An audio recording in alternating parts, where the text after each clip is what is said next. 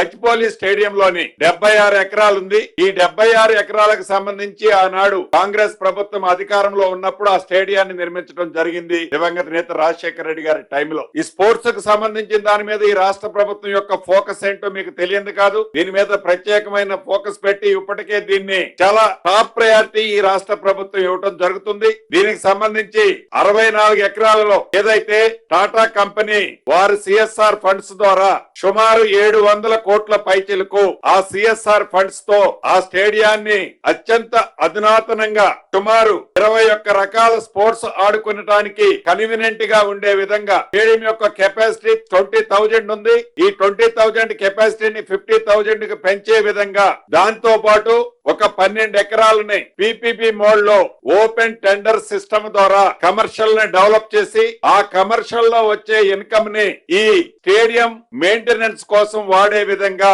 Cabinet లో ఈ రోజు ఆమోదం తెలపడం జరిగింది.